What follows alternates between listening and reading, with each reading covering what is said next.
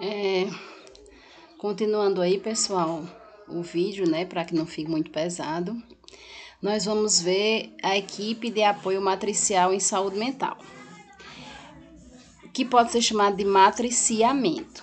O que seria isso, né? Na cidade que tem CAPS, né, nós já vimos que os pacientes que devem ir para o CAPS são pacientes em estados graves, severos graves, severos e persistentes. Aí o que é que acontece?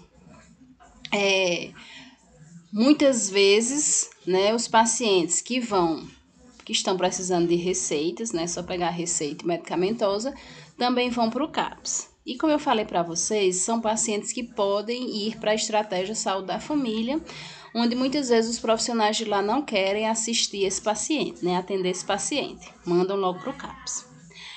Nos municípios que o CAPS consegue fazer esse matriciamento, tá? Que o matriciamento é capacitar, o CAPS capacitar as estratégias de saúde da família, mostrando que eles têm condições, né, de atender esses tipos de pacientes que estão em estados de manutenção, tá? Estados estabilizados, certo? Que precisam só de uma receita, que precisam só conversar com um profissional de saúde, tá? Então, o CAPS capacita esses profissionais da estratégia, certo? E daí eles veem, realmente tem condições de atender esses pacientes, esse tipo de paciente, né, que está estável, certo? E daí eles começam a atender. Isso faz com que o CAPS, né, fique desafogado e realmente atenda o público que é necessário, que são os pacientes em estados graves, severos e persistentes, certo? Quando a estratégia adere, né, a essa assistência, é o que a gente chama de matriciamento, tá? Então, digamos que no município tenha 10 estratégias.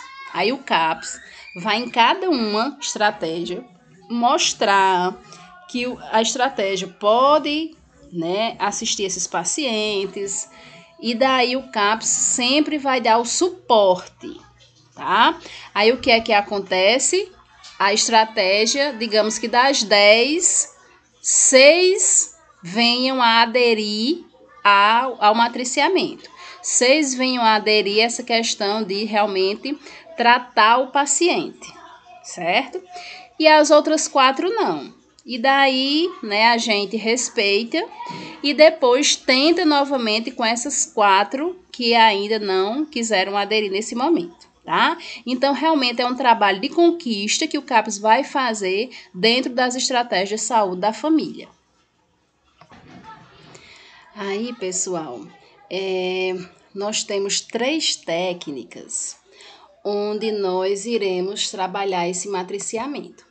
E são essas 3 técnicas que nós vamos orientar aquelas equipes que vieram a aderir ao matriciamento, tá? A trabalhar. Nós temos a interconsulta. Veja aí o prefixo inter, né? Dentro. Então, o que é que acontece? Essas consultas serão feitas dentro da estratégia saúde da família, com os pacientes com transtorno mental, só com os profissionais da estratégia, certo? Consulta conjunta. Conjunta, né, é a junção. Então, vão acontecer dentro da estratégia saúde da família, com os profissionais do CAPS e os profissionais da estratégia assistindo o paciente com transtorno mental. E a visita domiciliar é aquela que nós já conhecemos, né? O público são os pacientes com transtorno mental que vão ser visitados aí, né, por um profissional da estratégia, juntamente com um profissional do CAPS, e vão fazer aquela visita que a gente já sabe, né? Ir à casa do paciente, se tiver um cárcere privado, vão ver como é esse cárcere privado. Se for um paciente que não consiga deambular, eles irão juntos, né? Se for um paciente, vão juntos fazer assistência. Se for um paciente que tenha transtorno mental, mas não queira aderir ao tratamento, né? Muitas vezes a estratégia chama o CAPS para eles irem lá fazer a visita. Então, o que é que essas três técnicas têm em comum? Todas acontecem no ambiente da estratégia saúde da família.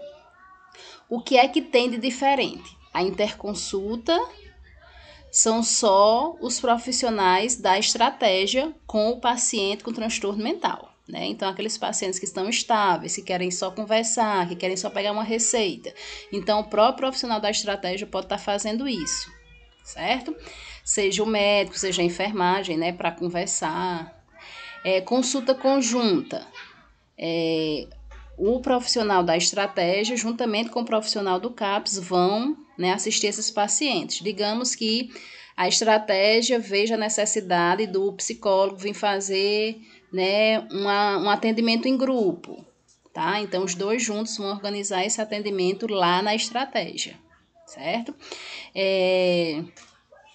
Determinado paciente, a estratégia não está conseguindo, né, fazer esse serviço, então a enfermagem vai junto e dá um apoio, certo? E a visita domiciliar acontece, né, dentro da casa, onde os profissionais da estratégia, junto com o CAPS, vão lá fazer essa assistência, tudo bem? E daí, pessoal, nós temos o consultório de rua, tá? O consultório de rua, quem é o público-alvo? São os moradores de rua, né? Como o próprio nome diz, o atendimento ele acontece na rua. Então, seria assim, ó,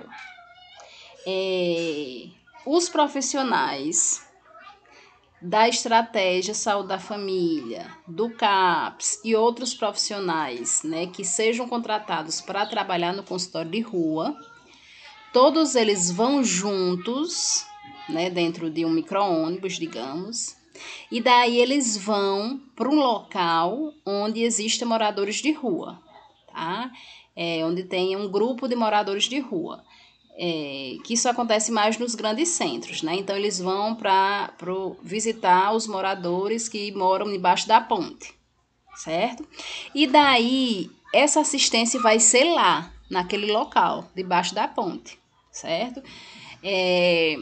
Só que fica muito difícil para esses profissionais que estão indo pela primeira vez chegar lá sozinhos.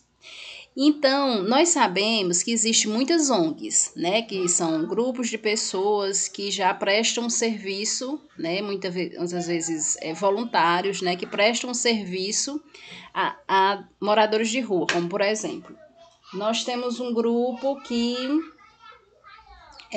toda quinta-feira vai dar um sopão a esses moradores, certo? Que moram lá debaixo da ponte. Esses moradores já conhecem esse grupo, né? Que toda quinta-feira tá lá distribuindo um sopão para eles. Então, eles já recebem, né? Os moradores de rua já recebem esse grupo, sem nenhum problema. Então, os profissionais do consultório de rua vão junto com esse grupo, né? Que distribui o sopão, para que possa fazer sua assistência, tá? Porque o grupo ele já vai, né, ser aceito. Então, eles indo juntos, é mais fácil deles serem aceitos, tá? Então, pessoal, é um processo de conquista, tá? Os profissionais vão conquistando esses moradores, dizendo como é que vão trabalhar, fazendo grupos, tá? Então, o público-alvo são pessoas vulneráveis, tá? E a gente vai trabalhar com esse grupo a proposta de redução de danos. O que é a proposta de redução de danos? É minimizar, né, a situação desses pacientes com orientações de saúde, com terapia, tá? Com alguma distribuição de medicamentos, certo? Porque a gente sabe que nós não vamos conseguir fazer com que esse paciente, né, venha aderir a algum tratamento, porque eles são vulneráveis, eles são moradores de rua, então eles estão, né, à mercê da sociedade, né, à margem, né, do sistema de saúde mesmo, certo? Mas tudo que a gente tentar conquistar, né, é benéfico, porque a gente sabe que a gente fez alguma coisa por essas pessoas que são vulneráveis.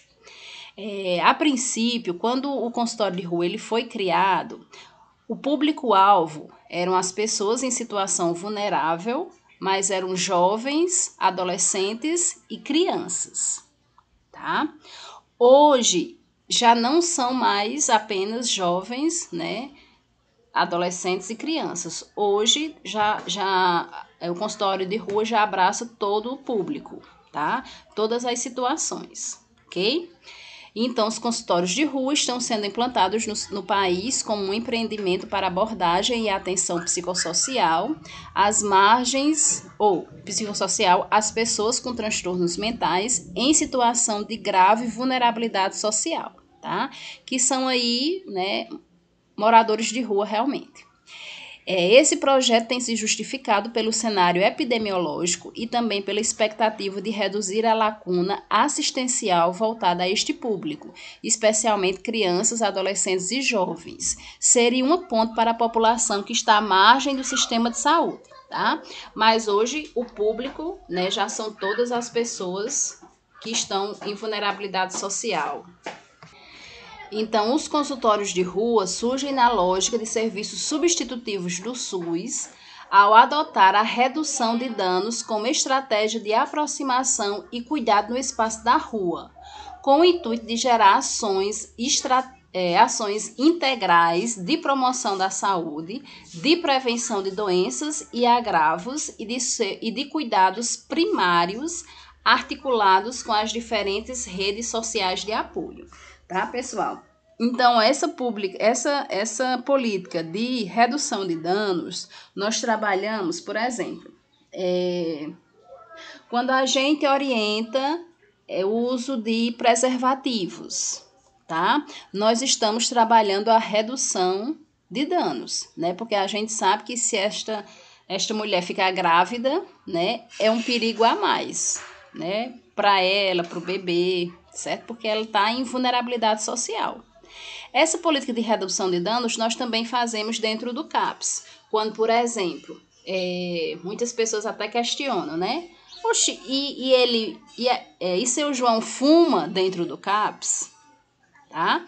Nós não podemos, né? Se seu João é um viciado, né, em cigarro. E daí, dentro da casa dele, ele fuma 3 maços, né, por dia. 2 maços por dia.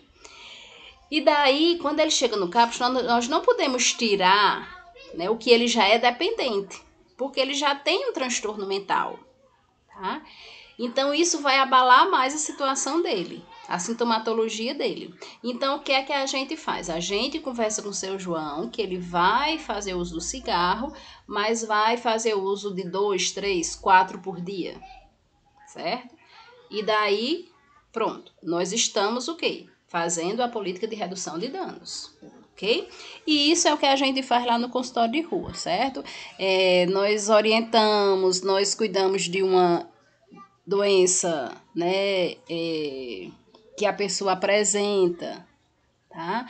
Naquele momento, a gente sabe que ele não vai melhorar 100%, mas a gente tenta minimizar os danos que aquela doença está causando naquele paciente. A gente faz um curativo, certo? Faz toda aquela assistência que a gente pode fazer com essas pessoas vulneráveis, né? E que a gente vê o cenário, né? Que são moradores de rua, ok? E daí, né? Eles são, portanto, dispositivos, o consultório de rua são, portanto, dispositivos públicos que são componentes da rede de atenção substitutiva em saúde mental, cujo objetivo principal é estender o cuidado aos usuários de álcool e outras drogas em situação de rua, historicamente desassistidos e distantes dos serviços de saúde. As ações de promoção, prevenção e cuidados primários são realizadas fora do ambiente institucional, né? São realizadas lá, né, onde os moradores de rua estão. Então, é a equipe que vai para lá. Não são os pacientes, não são os vulneráveis socialmente que vêm até nós, certo? É um dispositivo, né? É um programa que a gente vê que acontece mais nos grandes centros, né? Nos nossos interiores a gente não vê consultórios de ruas, tá certo? E não são só os profissionais do CAPS, são vários profissionais junto da rede de saúde do município, tá? Da rede assistencial do município, que vão prestar, né, que vão aderir a esse consultório de rua aí, que vão trabalhar no consultório de rua. Sendo o consultório de rua considerado como uma clínica inovadora a ser desenvolvida em contexto de rua, abandona a lógica da demanda espontânea, tão característica dos serviços de saúde e da abstinência como método do cuidado. Para tanto, adota os referenciais da singularidade do sujeito, a integralidade do cuidado, a intersetorialidade das ações, a redução de danos, a atuação no território, a cidadania, os direitos humanos e o acolhimento, tá? Então, nós trabalhamos com todos esses referenciais, tá? É uma conquista que nós fazemos, é tipo um trabalho assim de formiguinha. Nós vamos primeiro com um grupo que já está lá, né? E daí nós vamos chegando, vamos acolhendo esse paciente, vamos trabalhando a redução de danos, tá? É um serviço intersetorial, porque são vários profissionais do município que fazem esse serviço lá, onde os moradores estão. Tudo bem com relação ao consultório de rua? E para a gente encerrar, tá? Nós temos um outro serviço aí, que é a UA, que é a Unidade de Acolhimento, que antes ele era chamado de CAT, C-A-T, Casa de Apoio Transitório. Hoje ele é chamado de UA, que é a Unidade de Acolhimento. Vamos entender o que é a UA ou o CAT, né? Nós sabemos que o CAPS AD, que é de álcool e drogas, alguns funcionam 24 horas, porque nós temos alguns tipos de CAPS AD3, que funcionam 24 horas todos os dias, mas em alguns municípios eles funcionam os 2 turnos, tá? Aí nós temos um paciente que passa o dia no CAPS AD, que faz uso de álcool e ou droga, tá? E daí ele passa o dia no CAPS, quando ele sai do CAPS ele vai pro bar, certo? Porque no trajeto da casa dele tem um bar e ele já fica lá. Então nós imaginamos que tudo que a gente trabalhou com esse paciente foi perdido, porque ele não se desviciou do álcool ou da droga, tá? Então o que é que acontece? O Ministério da Saúde, vendo isso, ele criou uma casa que é tipo a residência terapêutica, tá? Quando os pacientes comem lá, ficam lá, só que há uma diferença. Os pacientes, eles não saem de lá. Então, eles podem ficar lá num período de até 6 meses, certo? Lá eles fazem a higiene, almoçam, organizam o serviço, ou seja, moram lá, só que eles não podem sair de lá e ficam lá no período de até 6 meses. Quem leva esses pacientes para lá? O CAPS AD, tá? Então, essa casa, a UA ou CAT, é ligada ao CAPS AD, que é de álcool e drogas. Isso para quê? Porque para que tipo de paciente? Tá? São usuários de álcool e drogas, que é o público do CAPS AD, e que não conseguem se desvincular dos seus vícios, que é o álcool e a droga. Então, ele fica lá nas casas, tipo, aprisionados. Eles não têm direitos a sair. E os profissionais do CAPS vão lá dar assistência a esses pacientes. Tudo bem? E podem ficar lá até 6 meses e depois eles voltam para suas casas e dão continuidade ao tratamento no CAPS AD. Certo?